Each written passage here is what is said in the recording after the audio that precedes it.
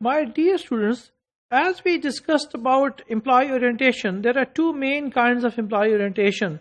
In terms of formality, few of the employee orientations are more formal and rest of the employee orientations are more informal. So let's talk about formal orientation programs.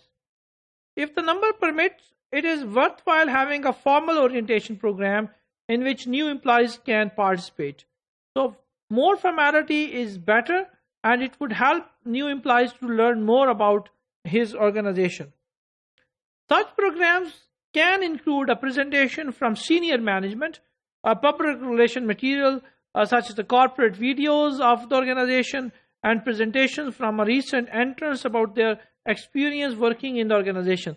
So all of these information are very relevant. So corporate videos which help new entrants to know about the organization, that what organization is, what are their products, what are their services, what are the citizenship programs are applied by the organizations to the overall community, and what kind of the image the organization have in the wider community. And they also provide information, presentation of the recent entrants and how recent entrants are feeling about the organization, or what are their perception about their organization. So such kind of informations are quite interesting for the new hire, and they can understand the organization in better way through a formal procedure. Major benefits of this approach are the sharing of information, the reduction of individual anxiety. Because whenever someone is going to join the organization, on the first day of the job in the new organization, the person is feeling little anxious, that they have a number of questions and queries in their mind, that what kind of organization it is, how the people would behave there, what would be the structure.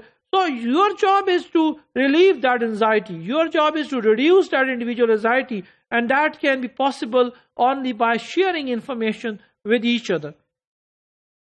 The opportunity to raise matters of concern is important. If someone is feeling some of the matters, issues about the organization, they may ask number of questions during the orientation program, that I'm not feeling comfortable with this information, please guide me, and such kind of question. And the representation of the organization human face by personal contact with senior manager.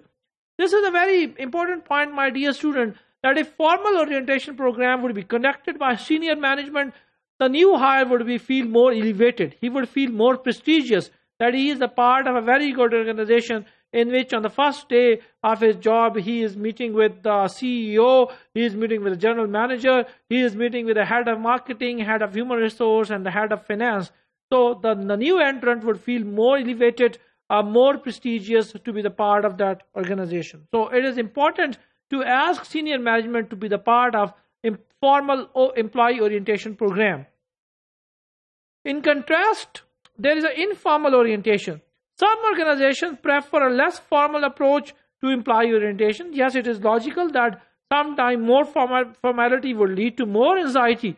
So if it would be less informal on the first day, the people would feel more relaxed, and personalized introduction to the colleagues, to the job and the organization would be more easy.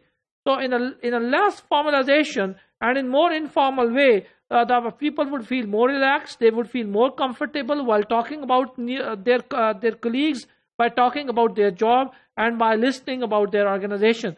So that thing would help them to feel more comfortable to be the part of organization.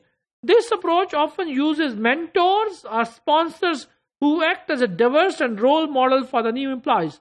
So it is a good idea that you are asking mentors of the organization to be the part of orientation program, informal orientation program rather.